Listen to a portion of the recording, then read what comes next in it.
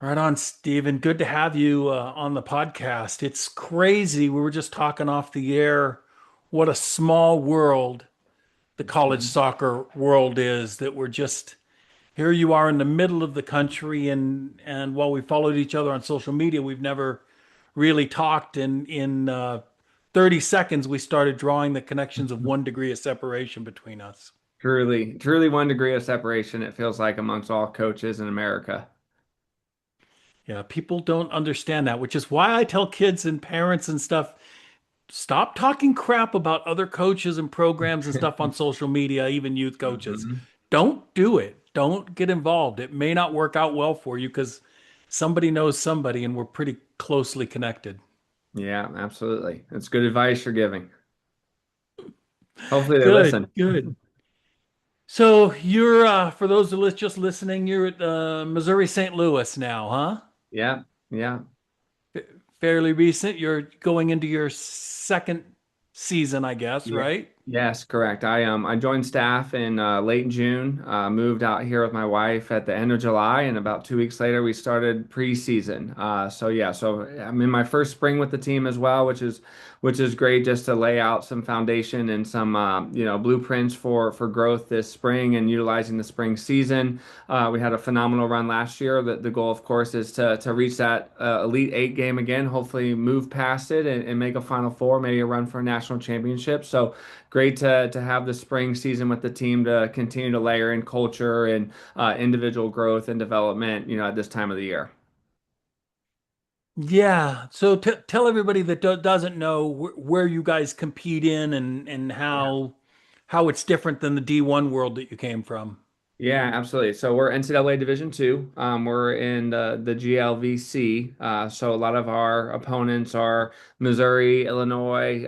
We play up in Iowa, some Kansas. So we're really in the middle of the country, but a really high level conference. The GLVC sent 4 teams to the NCAA tournament. This past fall, and I was having spent some time at Division 1.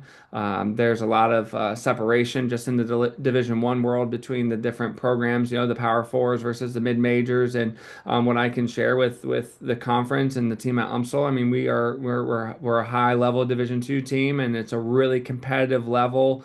Even teams in our conference that we're more towards the bottom of the table, middle of the table. I mean, there was good players, good coaches. There's no easy game, and we play 14 conference games, so it's a real battle to get through the conference, to hopefully make a conference tournament and make the NCAA. But was really impressed with the level of play of the GLVC this past fall. I've one of my good friends is Michelle over at Baylor, who won, at Dallas, won Division 2 championships, multiple ones, and she's talked about going from there to now being Big Ten and Hmm. how difference in recruiting is going up, different kinds of players that you need to recruit to compete at the Power Four level, Division 1. What have you noticed now coming from, your experience at Nevada, Reno, and at Denver, now having Hmm. to go down to now having to recruit at the Division 2 level? What Hmm. have you noticed in the differences of the types of players that you recruit?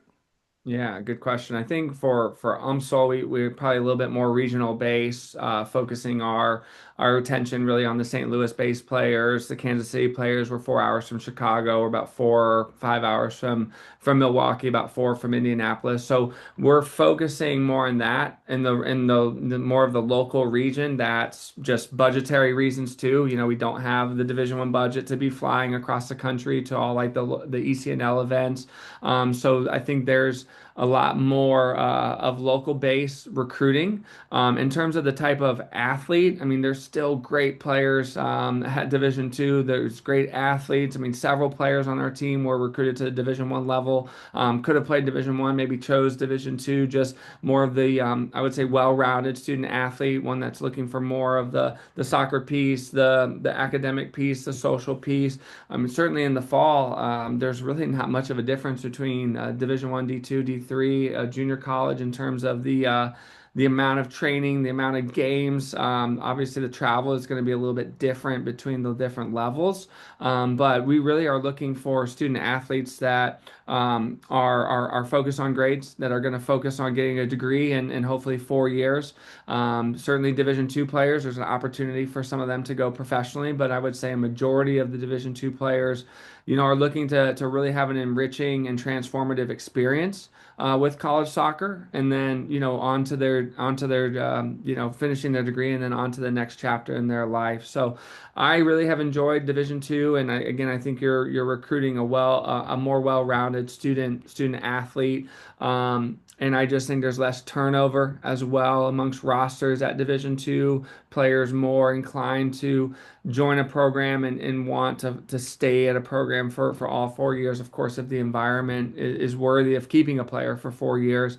So I think again, you're looking at players who maybe are a little bit more driven by the team, driven by the university. I'm probably generalizing a little bit here. Of course, there's Division one, Division three that focus on all those things as well. But that is something that that's really drawn me to Division two, having spent some time at Division one and also at D3 at the beginning of my year coaching career.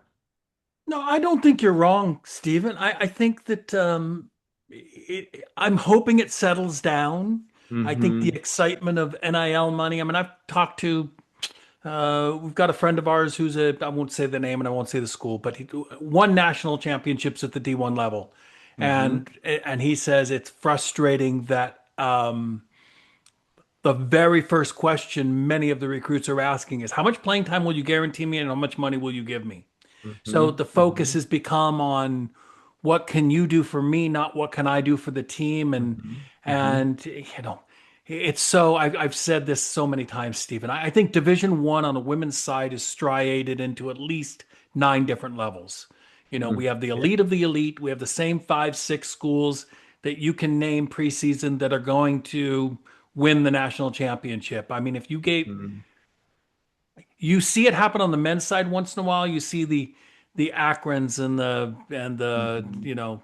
Hmm. that'll pop in there, and then Marshall came up out of nowhere, and then Vermont, you get Vermont. You'll see yeah. these outliers that win on the men's side. You don't see that on the women's side. I don't Right. know when Right. the last time we saw an outlier win an NCAA Hmm. Division One women's national title on the women's side. It's been I don't know when. Right. Um, Right. it's the same schools over and over. So you have that level. Then you have the I want to be at that level, but Hmm. I know I will never be at that level, but I'm really close.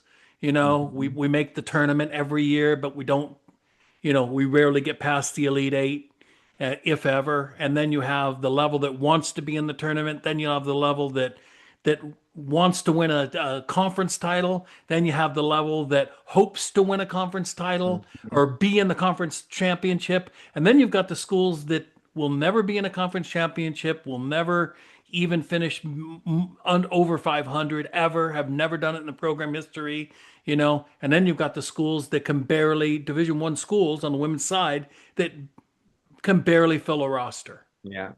Right. So Yeah. I say there's probably 9 different levels at the women's, and on the men's side, there's probably 6 different levels that are Hmm. striated within it.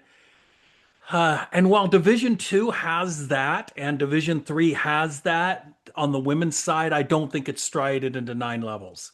I think it's becomes it's having coached at Cal State East Bay in the CCAA, which I would argue is as strong as any conference in the country. If Yeah, absolutely. some argue this, if you're in the conference, you say it's the strongest, but it's just arguably one of the better ones. As you said in your conference, even the worst teams, you think you're walking in for an easy game, you're going to get upset.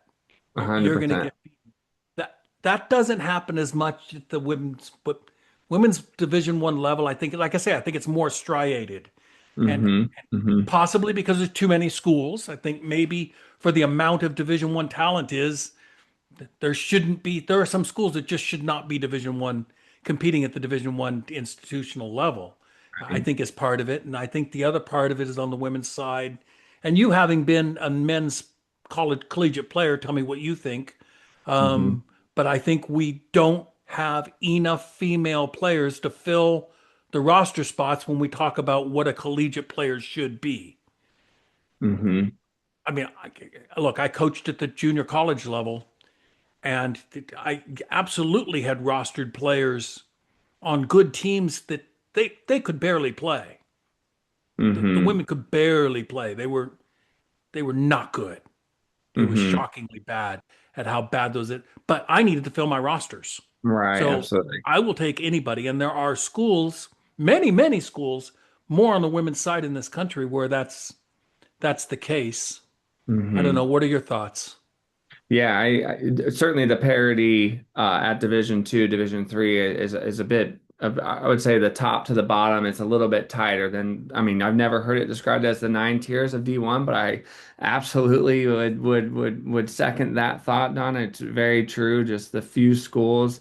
I mean, even my last year at University of Denver, our men's team went, coached by Jamie Franks. They went to the Final Four, and lost to Vermont. It was Denver was a really unique school because it was more of that upper mid-major. We didn't have the Power Four football or things like that, but we're competing against schools like that. And yeah, on the men's side, they make it, they're making it to the Final Four, lose to Vermont, and I mean that's a battle of two mid-majors. So I think, yeah, I think there's no excess of internationals, for example, male 24, 25-year-old male student athletes that are willing to.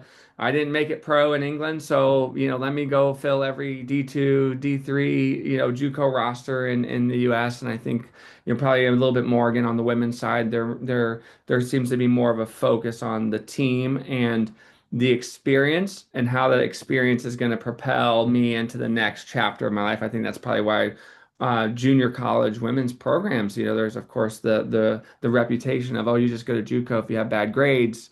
That's probably hurt a little bit on the women's side. I mean, you coached in it, and I have recruited every year from junior college. We just added a Region Player of the Year locally here to our roster this January. That is not the case for most, but there's a lot of that stigma that probably is hard to overcome, and particularly more on the women's side.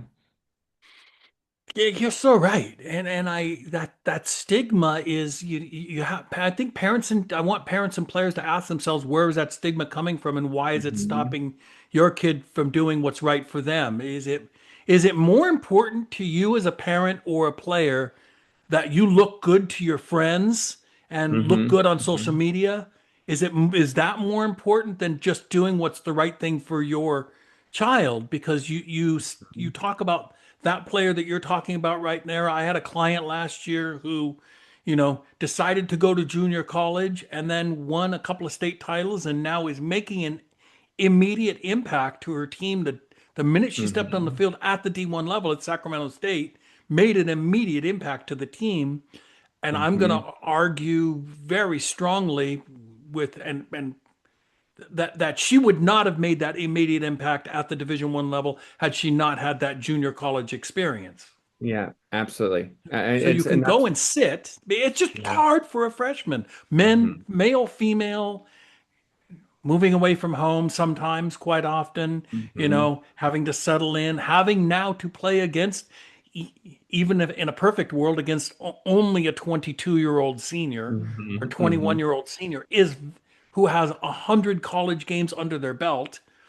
Is hard to beat that player out. So you're going to have to pay your dues.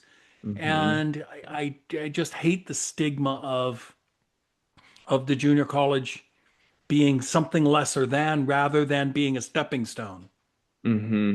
Yeah, absolutely. And our goalkeeper coach, Eric Walker here, was local player, was recruited, played at Kentucky his freshman year, transferred. I think his next move was to St. Louis University, and then played junior college. And I might have gotten the timing of when he was at which school, incorrect, but I know that he has mentioned his favorite experience, the best time he had was at the junior college level. Because again, I think experience and environment are what matters most. The reason why you've got so many players in the transfer portal every single, window that opens, we'll have another one opening here in middle of May, is because the experience and the environment that they're in is clearly not working. It's clearly not ticking the boxes that those student athletes, those players are looking for. And I think again, regardless of JUCO, D3, D2, D1, going and having a positive experience, it almost seems like the abnormal thing nowadays with college soccer, that you actually are enjoying your college soccer experience, that you're enjoying your coaching staff, that you feel you have a coaching staff that really cares for you and believes in you. When you hear these stories of positivity, it's like, oh, that's refreshing to hear, because oftentimes we're hearing, I didn't get a chance. And again, there's two sides to every coin, of course. But a lot of it is more on the negative side. Didn't get the experience that they were told or hoping for. And of course that's so sad to hear, because college soccer is such an enriching life experience when it's done right. Yeah, I couldn't agree more. And I it's funny, that last podcast I did was with Jamie Clark, who, University of Washington won the national championship. And it's easy for us to blame one side or the other. I mean, the parents want to blame Mhm. the coaches want to blame the players, Mhm. um, it's it's all a combination of both, and there's plenty of blame to go around. I mean, there are coaches out there that are not giving players enough time to develop and just cutting them Mhm. loose. They want immediate success from the players, and then there's players out there who aren't giving themselves enough time Mhm. to progress. And but to the players, who I am the most concerned about, because I think players are in more control than they realize. My Mhm. my advice to players is, when you have your end of the season meeting, do not walk in with, what do I need to do to get more playing time? Because the coach is likely going to tell you these days, maybe it's just best that you transfer. Mhm. They don't want to spend time with you dealing with it. But if you walk in with, coach, I understand that I got a lot of work to do.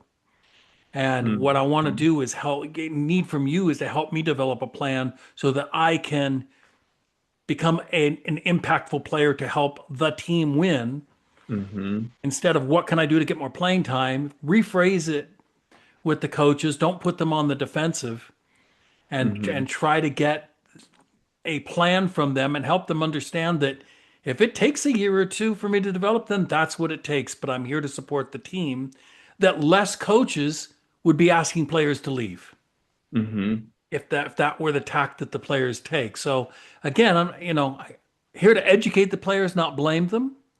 Not Mhm. blaming players. I'm just trying to educate them and their families to think about this as a team sport, not as an individual Mhm. sport, and it's all about me. Instead, it's about the team and what can I do to make the team better. I don't know. At least for me, Stephen, I don't know how you feel. I mean, you're an experienced coach. You've been around a long time at a lot of levels. Mhm. What are your thoughts on that? Well, I like the advice that you're giving them, and and saying that the players have more ownership than they probably think. And I think a big thing, especially like this first spring with our UMSL team here, where we don't play our first game for another 5 weeks. We're in our 8 hour window, so it's not as frenetic and not as hectic as the fall. With the phrase of own your development, do not wait for a coach or a teammate to motivate you. And of course, my job as their head coach and our staff is to guide them and to be a resource for them. We're doing individual development plans, IDPs, with every single one of our players. Having them set SMART goals, having them look at the four phases of the game and where their strengths are, where their areas of growth are, and again, giving them the blueprint to be successful. But at the end of the day, it's got to be their dream, not mine. And the more I'm around this generation of players, they're highly sophisticated. They're so savvy. Their whole lives obviously have been built on technology, which of course we want to start use that as a tool for our advantage in coaching. But I mean, it's a totally different ballgame with kids these days, as Betsy Butterick, one of the books I've read recently, um, and about how we can utilize and make this generation of players like our competitive advantage. Because I think a lot of coaches, for one, they're under an immense amount of pressure to get results. That's probably when you talk about coaches maybe being a little too quick to, I don't want to say give up on a player, but not get in the weeds with them about here's where you're at, and here's two or three things to really grow on, and if you want to meet once a week and do some extra training, let's do some extra trainings and really co-create that development. But again, going back to the feedback to our players is when you have more control over your life. I think the people who wake up and they think, the coach is against me, the team doesn't like me, the world is against me. I think that's just such a sad way to live. And so really trying to take ownership for your life. And I think again at this age when you're coaching 18 to 22 year olds, there's so much growing. And that's why I love coaching at the college game. I think about myself and being in their shoes and just needing guidance and needing someone that really believes in them and says, hey, this is where you're at, but this is where I think you can be, and let's work together to get there. That's the culture I really have tried to bring into this UMSL team. And again, the players like don't make excuses. Own your stuff. We all have stuff that we got to own. Let's create a safe environment where we're owning it. Mistakes are going to happen, but they're not defining us, and we're moving on and we're progressing together. I love it. I love it. You brought up you mentioned your spring. And for those that are listening that wonder, what's the difference between Division One and Division Two? As you said, during season, none, zero. I mean, depending on what conference you're in. I mean, clearly, if you're Stanford or Washington, Traveling University of across. Washington, your travel is it's a horrific schedule.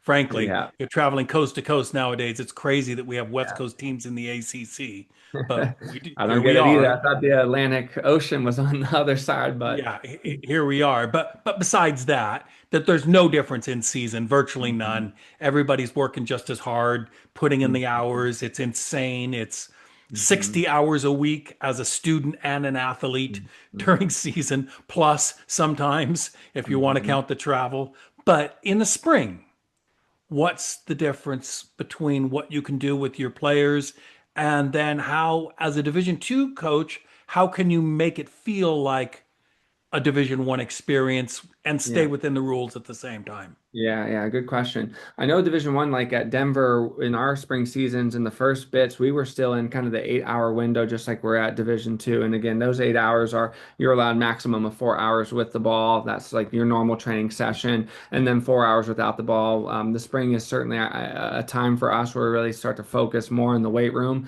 and the fall is very hard with the season. I mean, we're just muscle maintenance is really the name of the game in the fall. We're not trying to add weights and improve our maxes, but in Right. the spring, absolutely, this is a great time for us to get quicker, stronger, faster, more explosive. So we really maximize where we're going 4 times a week with our strength coach here, an hour, an hour times four to hit our 4 hours there. In the for the 4 hours with the ball, we're trained twice a week. It's been cold here in St. Louis. It's just starting to warm up, so we've been inside. We do futsals on Thursdays. We call it futsal Thursdays. We have something called Champions Table here. It's basically just taken from Anson Dorance's, competitive cauldron where we're tracking goals, blocks, goals allowed, wins, and we kind of keep a table active throughout futsal Thursdays as we call it here, just so we're trying to. I mean, we have to compete in every training. The spring can feel long for the players because, again, the fall, you start preseason on Monday. I mean, for us this year, we started on Monday. We played WashU on Thursday. I mean, that's 3 days into practice. We got Right. our first game. In the Right. spring, our first game is March 10th. Some teams might not play till the end of March. So you've got a good like 2 months sometimes where you're trying to keep them motivated. And of course, at the end of the day, that every player loves the game and wants to play the game. So we try to find ways to drive competition and training. But yeah, the difference is, and I don't know if Division One has changed. I mean, I was with the staff at Denver last spring, but maybe before I did 9 years at MSUB, maybe Division One had a little bit more time, but certainly it feels very, very similar in the time frame. I mean, I'm just utilizing a lot of what we did at Denver. Hey, this worked great. Let's keep this going for our team here. We are required 2 days off for the players. So again, this spring is opportunity for them maybe to take some harder classes. If they're going to miss training, it's certainly would prefer them missing a training session in the spring versus missing a training session in the fall. So if they have a class that conflicts, can they take it in the spring? And then a lot of our players at Division two level, I mean, they work. They have to work to help pay for school. And so, we really are try to give them the schedule in early January when we meet and try to keep to that schedule as much as possible. They all have lives outside of soccer. I think it's so important that coaches remember that it is my life that is I'm still women's soccer right now, and it's my job, and it's why I'm here with my family. But for our players, it's part of their lives, and I think being aware of that and respecting their time outside of the sport will help them really lock in and really focus on what's happening and when we are together as a team. Oh no, 100%. And the other thing that players have to understand and parents have to understand is that team culture plays a lot into the spring as far as Yeah, you talk about your while your strength trainer can only be with them 4 days a week, that doesn't preclude a player from going into the gym on their own correct. or using the wall on their own or them playing games on their own, getting the team together on their own. It precludes none of that. Hmm. So it's just it can't be staff driven. Hmm. But Yeah. nobody's saying the players have to stand around the rest of the time and do no soccer. No Yeah. soccer is allowed. It just has to be player driven on their own. The coach can't be directing it, setting up the facilities, things like that. The players have to drive that. Yeah, absolutely. And I think that brings the team even closer together. Again, these IDPs that we're going through, a lot of them, they want to improve their touches, their technical ability. They want to improve, receiving the ball in the half turn. It's like we in training will go through like a technical progression since we're inside a ball, one player, one ball, the wall. And we show them in training, hey, could you replicate this on your own? Could you come in with a teammate into, the rec center and for 20 minutes both of you work and you get 1,000 touches on the ball. And part of their IDP goals is, hey, 2 times a week, I want to do extra touches. I want to work on ball striking. And again, them working together is only going to drive the culture and only going to drive their connectivity and their inclusion within the group. When I played at Frostburg D3 in Western Maryland, we were so excited in the off season. Now, Division Three has a different beast when it comes to what they're allowed to do. They get one play day. At least this is certainly how it was when I was a player. Maybe 30 days of training. I mean, it's a really condensed schedule. Again, goes just back to the D3 philosophy. But at Frostburg, we certainly weren't getting outside in January and February in the mountains of Maryland. We would play pickup with the women's team, and when I think about my time there, I mean, it was that we were inside. There was like an auxiliary room that had desks, but also space. We'd put two desks together for goals, put shoes for goals. It was just a pure love for the game at that point. You didn't need the fancy mannequins and the shooting nets that have the corners picked out for you to target. It was just the ball and your friends, your teammates, and it was I mean, it's what I remember most and what I enjoyed most about my time as a student athlete. And again, that wasn't coach driven. The coach did not have to ask us, "Hey, you guys need to go play, pickup." It was just us loving the game and wanting to play and be a part of it. And again, I think that's if the environment of the team in season is one that the players love being a part of and they want to come to training and they're having fun at training, I am a full believer that is the competitive advantage. You can play with joy and intensity. Both can exist at the 100%. same time. And I think that's what drives me the most about if I have created an environment as a coach where the players are enjoying coming to training. I'm not going to be not every coaching point I make is going to be on cue or perfect, the timing of it, the decisions that we make, the drills that we run, the activities. But at the end of the day, if they're enjoying coming to training and they are like, wait, practice is over. It's like, okay, we're doing the right thing here. We want them coming back for more. And that is again what's going to help drive that individual development that we're really hoping for this spring. Yeah, I love it. I couldn't say it. I couldn't say it any better. I do not like it when players obfuscate their own responsibility, throw away their own responsibility to an environment. They say, "Well, the coach didn't motivate me." I mean, Mm-hmm. it's kind of a joke, but it's not a joke, and people think I'm Hmm. harsh when I say it. You know, Hmm. I had somebody ask me, said, "What do you do to motivate your players?" And I said, "If I have to motivate my players, I get new players."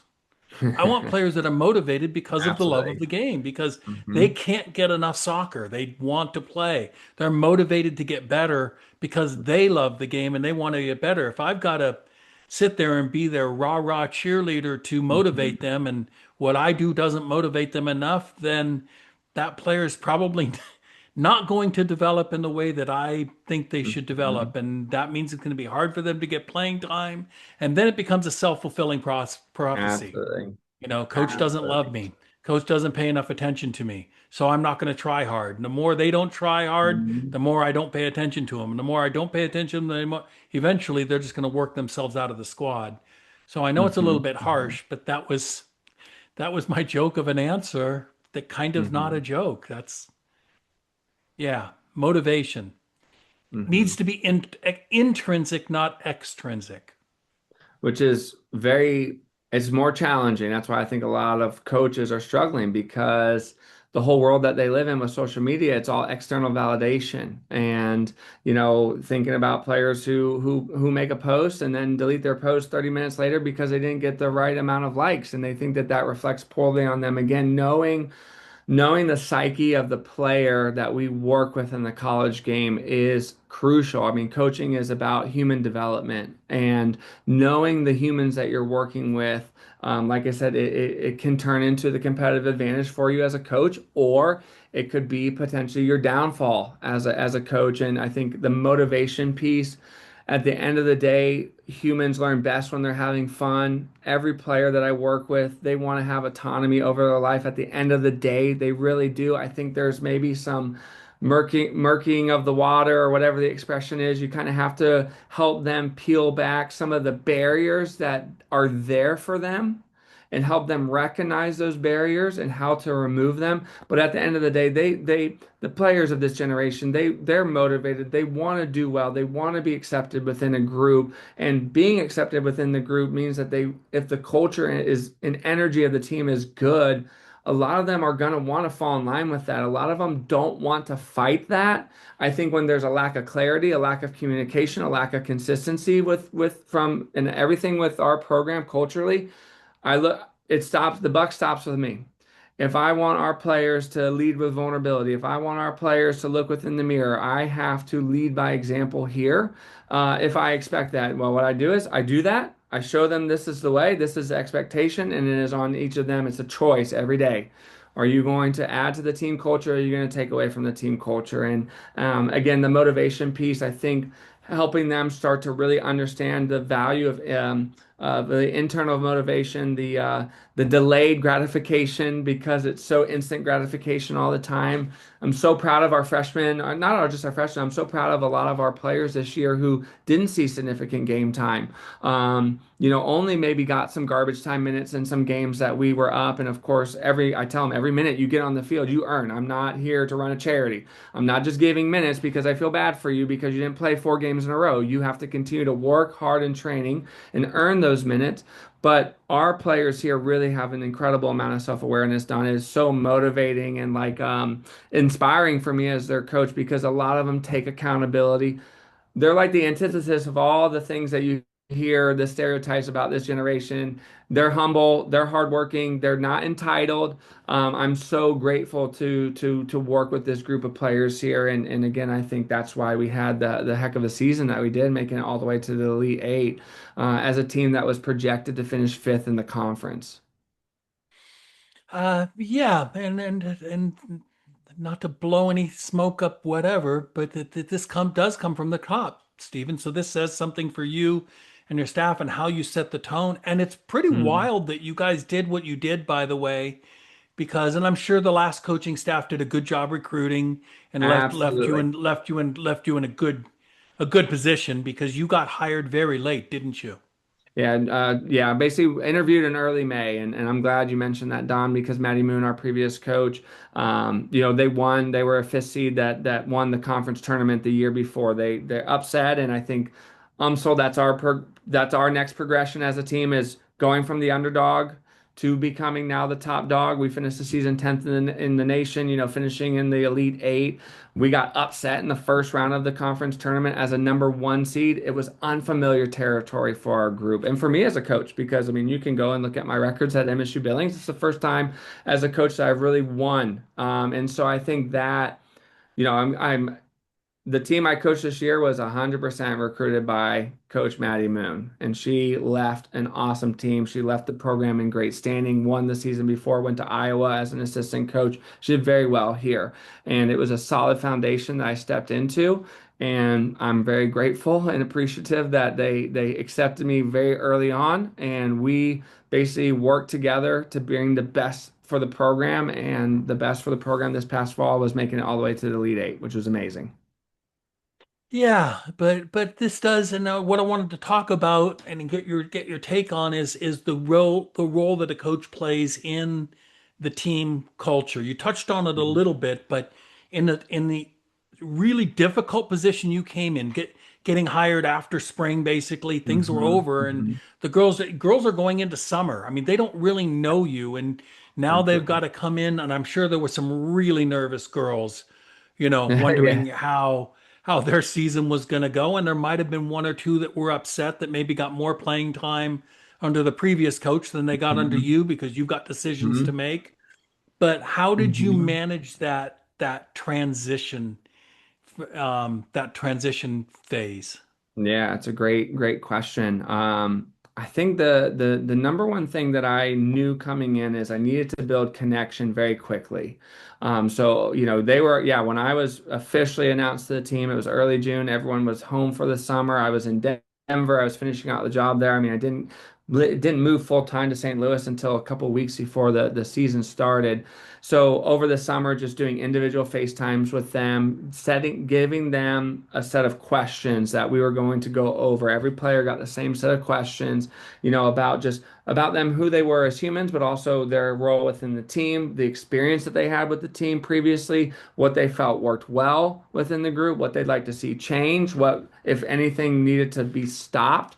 And I mean, it was just information seeking from me. It was really just getting to know the each individual, and then of course what are the major themes that I'm hearing across the board. And that really helped guide me coming into day one of preseason. Here's kind of the expectations. We co-create our guidelines and expectations here. I think that was another important piece of it. How do you get collective buy-in? Part of our preseason is breaking the team into groups, kind of trying to even them out grade wise. So it's, you've got a set of freshmen, sophomores, juniors, seniors, and like they take a topic. What are your expectations of teammates on the field, in training, in games, off the field, culturally, in the classroom? And at the end of the day, Don, they would be saying the same things that I would say if I were to create, quote unquote rules. But the fact that it is them creating that and there's a co-creation piece, I just feel like it really helped right away the group align with each other. And then I also just knew as a head coach coming in that I had to bring clarity and clear instructions as to what I was looking for and what I needed and what we needed as a staff from the team and what they needed from each other, and not really budging on that. And in difficult moments at the start, because again, we had 28 players on the team. Everyone has their own goals, their own expectations. They have their own egos, of course. But when things went drifted away from what we had kind of co-created in that first week, just making sure to address that early. Um, Being very honest with that individual or individuals, and then honest with the team about, hey, this is a decision that was made. Here's what we consider, and here's why. And now we move on. And I think the players of this generation, they need information. They Successful culture is trying to eliminate as much gray area as possible, because we as humans, we're going to fill that gray area with the most negative of thoughts. And so as a coach, if there's a lot of gray area, the players, especially those that might not be playing or not be playing as much, or like you mentioned, Don, played a lot under the previous coach, but now they're not seeing those same minutes, or they have to almost, it's a blank slate, which in a lot of ways is good, but also in a lot of ways can be very scary. And yes, they were very nervous about a new coach coming in and what that was going to be like. But trying to bring clarity in all things where they might not agree with everything that we do, but they certainly understand the why behind it. And then we progress and we move forward and we listen to each other. I listen to them and they listen to me. I take the information in, I summarize it for them, and here's the plan. This is what we're going to do moving forward. Do you what are when you talk about creating a team culture and you talk about the coach leading in creating the team culture, it's all good, that's great, but that's vague. It's Mhm. very vague in general, and I know it's going to differ for every coach. What would you say your top two or three specifics are that are non-negotiables with Mm-hmm. how players must behave or respond, or what did your players come up with as the top two or three non-negotiables when it comes to um, team culture and what the expectations are of the individual team is. Yeah, that's great. I love the word non-negotiables. I'm a big Arsenal fan. I know Arteta speaks a lot about his non-negotiables. For one is the team comes first. And at the end of the day, we all have to put our egos aside. If it's good for the team, then it's good. Full stop, period. And that means that it might not be best for you in that moment. But the team comes first. Another one is hard Can you work can is you give us can you give yeah, us a couple of examples yeah, of in course. under that category? Yeah, I think we introduced a travel roster to our team this fall. We had some day trips. We again very early on when we have day trips, we're driving 2 hours playing a game and coming back. We travel everyone. But when we have our few overnight trips, we are going to travel. We Our number was 21 players, Out of and how many? How many we players had on your roster? 28 on the roster. Um, Okay. I, I decided to do 21 in an effort to drive competition. That making a travel roster was uh, was not just a given or a guarantee. So in this example, that's 7 players. Some of them were injured and were not going to be able to travel, but oftentimes at least 4 or 5 could. If those players, and we had a staff member stay behind and train them on the 2 or 3 days that we were gone, those players are allowed to be frustrated, disappointed, and upset that they didn't travel. I don't want anyone on our team being like, oh, good, I'm glad I didn't travel. Then you shouldn't be on our team because you're not Right. competitive. Right. But if they show up with horrible attitude to those sessions when the team is gone, they have to put the team first. And that means they've got to show up, they've got to train hard, they've got to bring a good environment. And of course, at the end of the day, they're only helping themselves. They're helping themselves get closer to what they want, which is to make the travel roster next time. If they phone it in, they got poor attitude, they kind of go through the session 50%, they're negative Nellies. It hurts them and it hurts the team and it hurts the players in that group. And so for me, that was you asked for an example about how to put the team first. And I'll tell the players, I might not, we might as a staff, the 21 that we took, we made the best decision we could at the time to help the team win. Doesn't mean that it was the perfect or right decision. There could be, yeah, maybe there was a 22nd player or 23rd player that, yeah, actually they probably should have traveled. But at the end of the day, we make difficult decisions. It's never personal. We're doing it for what's best for the team. And you can also show in the time off. And then when we come back from our trip and we're training again collectively as a group, why it was a mistake for us not to travel you. Good one. Yeah, good example. And then so the second one?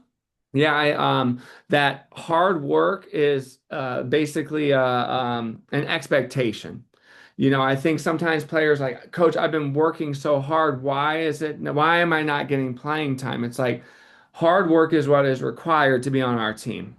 So that is like the baseline is you've got to bring it every single day. You've got to come to training ready to work. We will use the phrase, you got to give 100% of your 80. I think it's important to recognize, Don, that we are all humans as well. We were training at 6:15 in the morning most of the fall, really early sessions. Give 100% of your 80. Whatever you have to give on the day, you got to bring the best that day. And basically do not use that you're a hard worker to advocate for yourself. That is a guarantee I within love that. A lot the of players program. do that. I work Oh, so absolutely. hard, so I deserve. Yeah. Yeah, using another sport, that's like saying, as a basketball player, I can dribble a ball really well. It's like, are you kidding me? That's how you Mhm. move the ball. What do you expect? It's a Yeah. basic bare minimum, and I love that that's one of your bare minimums. Yeah. That's just a minimum expectation. It's yeah, it's not a pat on the back. I deserve an award for working hard. Correct. And I think I that's like where that. trying to teach the delayed gratification that you're working hard now, let's say as a freshman, and you maybe didn't get the minutes. I keep saying that. Our freshmen did very well. We have juniors and seniors who didn't play.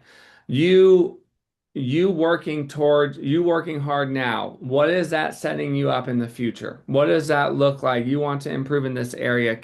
Let's work at that. That's going to give you the best chance to get on the field. But at the end of the day, it's a competitive program. We have two or three players in every position that are of at a Division II elite level. So I think those two, and then I mean, it's another non-negotiable is just the care piece that you do represent the AMSA women's soccer program, whether you're in the uniform in a game or at practice, or you're in the classroom, or you go to the local grocery store here in St. Louis, whatever you do, you're always representing our program. And so caring for yourself and what that looks like, caring for your teammates, because again, we want an environment where people feel loved, where people feel included, where people feel valued. That's what every human being wants. And every person in the program, from head coach down to our, our support staff, the captains, the seniors, the freshmen, they all have a role to play in the care that they show to one another and the environment that they cultivate through that care. Yeah, I love it. Are there any other non-negotiables that you can think of that the team came up with, or were those set your basic foundation? I think those were the basic foundations. I mean, our core values are trust, commitment, care, and so that's a big piece of again, culture is a buzzword. Anyone can write on a sheet of paper, "Hey, let's be a family, let's all get along," Right, but it is right. the day-to-day interactions, and I think again, important role that I have is okay. Our values are trust, commitment, care. How do you build trust? Well, trust is something that is not built overnight. It is built through the small interactions, the small, efforts over time really build trust. What does commitment look like? We want to win, we want to win a national championship next year. What is it going to take from a commitment level for us to get there? And then I know I mentioned the care piece, already, but how naming the values is one thing, but attaching action and character to those values, that's the day to day. We have core value rocks. So legitimately, because I'm going to go into a team meeting here in a little bit, like legit rocks that have our core values.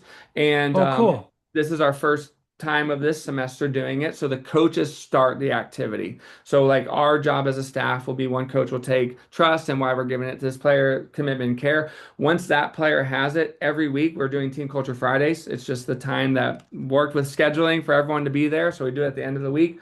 Once that player has that rock, they have basically a week to decipher and okay, I have the commitment rock. What teammate of mine is really showing that this week? And then Oh, they wow. pass it along. And again, it just goes back to that player driven. It starts with the coach just to get basically the ball rolling. And then each week it just gets passed throughout the team. And again, I think what our team has done so good with Don and why I think our environment is as special as it is, it's very rarely ever like the starters that get the rocks or the players, scoring the game-winning goals. It's in the details. It's in the players who are showing up on a day-to-day rain or shine, whether they're getting the minutes or not. Because again, we want to try to detach their value just to playing time because on a roster of 28, 11 start. I mean, we're never going to have a game where all 28 players play in one Right, game. It's just not right, possible. I mean, maybe 20 max are getting in a right. game, and that's still eight players not playing. So, how can we, like, your value is not minutes, your value is in your character and what you bring to the team and how you move us forward and help us create the environment that we have. I love that so much, man. It's something that I preached to my own, even my own son when he was playing, that soccer Mhm. is something that you do. It is not who you are. Mhm. And I think it's so vital for players to understand that, look, even if you're playing at the D1 national championship Mhm. level, the odds that your life is going to be a career in your sport is Mhm. infinitesimal. It's so Mhm. small. And even if you do have a short window of that career in sport, what do you do when that career is over with? Mhm. That's the majority of your life. So these values that you're talking about and players not falling into a depression because, Mhm. well, I was a soccer player and that's over. So Mhm. who am I now? I don't know who I am. Do I bring any value to the world? Is something that Absolutely.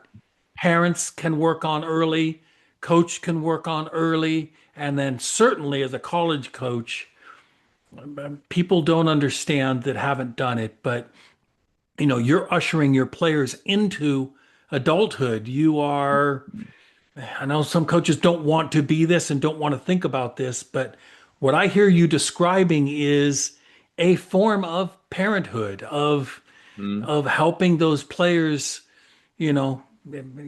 standing at least next to them so that when they stumble, you can help pick them up and keep pushing them the right direction into becoming valuable members of our society, Yeah, not just absolutely. soccer. Yeah, absolutely. I think very early on in my career, my first true quote unquote season of coaching, 1A high school boys soccer in Western Maryland. I'm heading to my very first scrimmage, and there's a sophomore on the team, Austin Campbell. His grandmother comes up to me and says, "Austin doesn't have a male figure in his life. You kind of need to be that person for him." And I'm like, I'm 22 years old. I'm thinking, oh man, this is awesome. I'm a varsity boys coach. I'm the best thing smoking. Like, this is great. And I was like, oh, this is not about me. This is about helping people, believe in themselves and helping people, helping kids. Because at the end of the day, I mean, our players won't want me to describe them as kids, but they're still very much kids, even at 22 years old, and helping them really find themselves, find what drives them, find their special qualities that make them different from their peers. That is the true calling, at least for me. That's what I believe in. Of course, I'm competitive. I want to win. I want to win a national championship here at UMSL. But at the end of the day, if my players only remember me for teaching them the game of soccer, I believe I have failed at my job. Yeah, and it sounds like Stephen that that's not the way it's going to be. I always say, if you're invited to players' weddings, Hmm. if you have players Yeah. talking to you after graduation, that's definitely a mark of the impact that you've had in their life. Yeah. Um, and I think it's an important measurement to the impact you have in their life. What kind of one of the last questions things I wanted to touch on, but leadership, leadership within the team-led leadership. What kind of Hmm. programs do you put in place with your Hmm. players to develop? Do you have a leadership council? Do you meet? I know some coaches do that, and then they meet with those players, and then those players reach out to the team because obviously you have 28 players, and Right. I'm imagining, I don't know how big your staff is, four maybe, three. Yeah. Yeah. Yeah. Yeah. There's no And all way part that time. three Yeah. or four people can be with 28 players and Yeah. make each player feel special. It's impossible. Yeah. Um, and with all of the requirements. So what do you do with regards to developing leaders and your leadership group, your captains, Yeah. or Excellent. beyond that? Yeah, so in the fall we had the team vote for captains. We ended up with two seniors and one junior. So the two seniors have graduated. So this spring, with our one returning captain, basically has a slot already on the leadership committee. That's what we're going to start this spring. So actually, they're going through that voting process this week in their initial IDP meetings with me. We essentially gave them a document that again goes through here are our values, here's how they look like what players do you really lean to and trust? Who is is inspiring you to do more and be more. And I'm having them vote for one player in each class. So they must vote for a freshman, they must vote for a sophomore, they must vote for a junior, and then we have kind of an open class. They're voting for four people. That last vote can essentially be someone from any grade or any class. And we will tally that up as the week, as next week finalizes, and we'll announce the leadership committee to the team. We're probably looking at 4 to maximum 6 players. I think it's really important, and I want the players to understand why I'm having them vote for freshmen and sophomores is leadership development and how are we. First off, the freshmen living in Oak Hall on campus, they have a different experience living in the dorms than someone that's off campus that lives maybe 15 or 10 minutes from the school. So I think getting their input is super important as well. But again, leadership development, we do describe leadership. I took this from Simon Sinek, who, has a book called Leaders Eat Last. It's a big, book on philosophy of servant leadership is caring about the person to the left and to the right of you means you're a leader. And so we do, I mean, I use the word leader with every player within the team, and everyone has to obviously lead in their own authentic way. What's so awesome about our team, Don, is I've only done about maybe 8 or 9 meetings now, and we already have 3 or 4 different freshmen, 2 or 3 different sophomores, 3 or 4 different juniors. So there's a lot of players within the team. Like I find that to be very positive. If it was only 1 or 2 players that were consistently being voted, okay, great for those players. They're clearly going above and beyond. But are we not doing a good enough job developing leadership across the board and across the group? Because as you know, with college soccer, I mean, we lost 7 seniors, and it's like that. They're on the field in the Elite 8 game. That game ends. We do an end of year meeting, and then that is it. And Right. if we move on. And so, how are we developing the next group of leaders? So yeah, so we'll do a leadership council or leadership committee this spring. It will be my first time doing it with the group. Hopefully, all the players, whether they're in the committee or not, view it as an enriching experience. And, that would be something that we would talk about as a staff. Do we keep that going into the fall? Do we vote for captains in the fall? Do we re-vote? I think everything should always be open for interpretation or open for review. Did this work? Did we get out of this what we wanted? How can we make this better? And again, I think it's important to have the players as part of that process. I tell them every time, I'm going to take your feedback in. It doesn't mean we're going to do it because there's 28 of you. And if I did everyone's feedback, we'd be all over the shop. We'd be changing what we were Right. doing every other day. Right. But I use that as information. What are the common themes coming out? And how can we improve and enrich the experience that they're having? So your players 100%, so your players who vote for the captain, that's the coaches have no feedback in that. So Good question. what The if the the players the choose somebody who the coaching staff says, "Really?" uh-huh. So what I tell them is at the end of the day, the coaches will have the final say. What is a good metric and measuring stick for us is we as coaches all know who we think the captains are, or who are the leaders that we really see. And is there alignment there? Because if I'm thinking this player X is going to be the captain and nobody votes for them, I'm like, okay, what am I missing? Maybe this That individual is happens. acting a certain way around the staff, Yeah. and we see them in some light, but again, we're with them what, 2 hours, 2.5 Right. max out of the Right. day. So I think it's always a good measuring stick with the leadership committee that we're doing. I'm having the coaches, the staff, the support staff, our strength and conditioning coach, our athletic trainer. They're voting as well because they also around the team a Oh, lot. that's a And good idea. I never thought about that. yeah, and they see the team in a different light as well. They see the team Good when the point. coaches are not around. And so, and again, we're at D2. I don't think anyone across the board of college athletics ever gets paid what they deserve, but certainly at the Division 2 level, we've got people working for cents to the dollars. And how do you also make sure that those individuals feel included, feel like they're a big part of the team? It all comes back to we want every individual interacting with our program, pouring positive energy towards it, moving it in the right direction together, because that is what is gonna, that's what's gonna be required for us to reach the ultimate goal that we have of winning a national championship. I like that. I like that approach. Honestly, I spend time on this because it's one of the areas I struggled with. as a coach. I mean, Mhm. some years we got it spot on. And what I Mhm. noticed is when we got the leadership spot on, got the right guys, right players, we won. Without Absolutely. a doubt, we won. I mean, the Yeah. team would pull off amazing things. When we got it wrong, it was the whole year was a disaster. Yeah. When we got it Yeah. wrong, it's something that is. I've always said this. I've just never got it right how to do it. But if the players are driving the discipline from within, the coaches don't have to do much disciplining. Uh, That, and, yeah. and it's so important that if it's player driven, the players respect it more.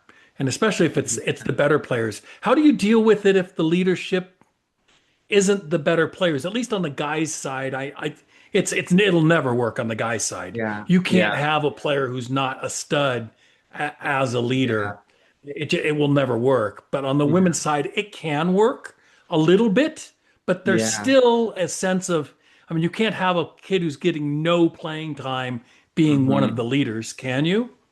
It's a great point that you make, Don, and I will counter it with, when I was at MSU Billings, we had a player, Rachel Lithgow, who unfortunately had essentially what was we didn't know at the time, a career-ending ACL injury that happened her sophomore year that ended up with like 4 or 5 surgeries, fighting so hard to try to come back, and it just never happened for her. We would do captain votings, and Rachel every single time was voted into, had the most or second or third most votes. And so that was an eye opener for me because, of course, on guys, it's like, who are the captains? Well, typically they're the best players on the field. And on the women's side, I think there's a lot more nuance to it. I think there's a lot more of, that the best players aren't always viewed as the leaders, and leadership again can be described in so many different ways. There's never one cookie cutter version, and I think at the end of the day any sort of leader just needs to be authentic. They got to be themselves.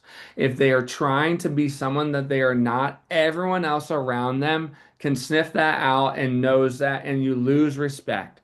And I think Rachel was, I mean, what a caring teammate, what a hardworking individual. The team saw how she responded to every setback, and I think that's why a lot of the players did end up voting for a player like that. So here at UMSL, the three captains that we had this past fall, they were all three starters. It'll be really interesting to see how that progresses. You certainly need someone on the field with the armband, absolutely.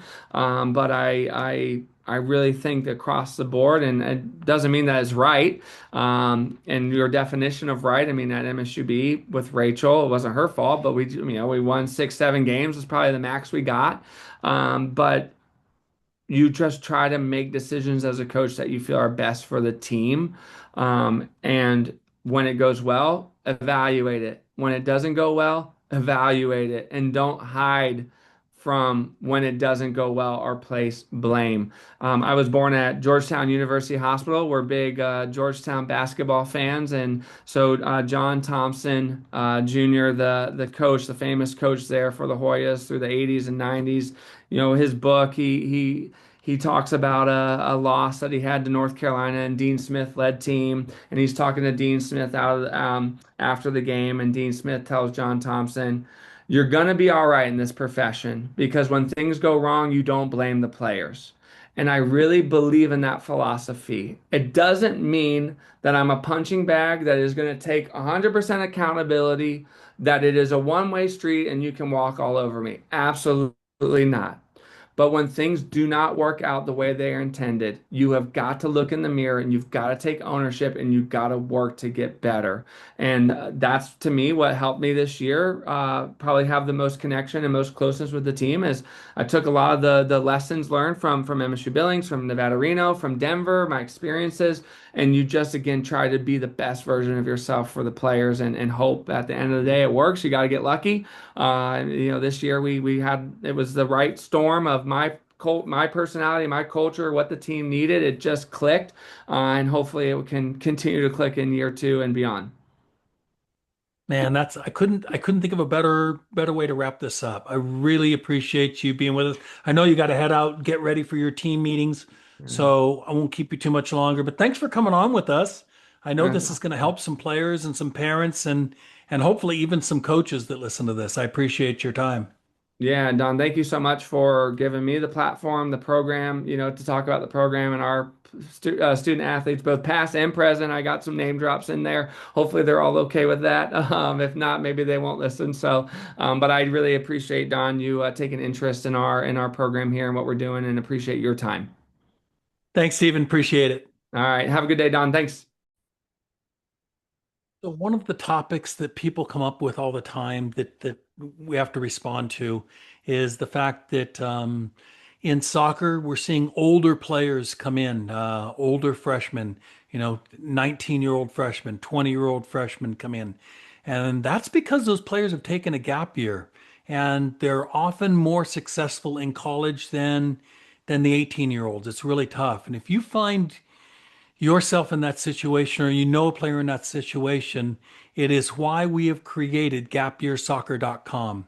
So gapyearsoccer.com, if you go and you apply, we can get the information in and you can talk to one of our staff about soccer opportunities in Spain for a gap year or in England or in Germany for a gap year to take a year out to develop emotionally, mentally, technically, tactically, physically, have another year of development. So go to gapyearsoccer.com, fill out an application. One of our staff members will be in touch.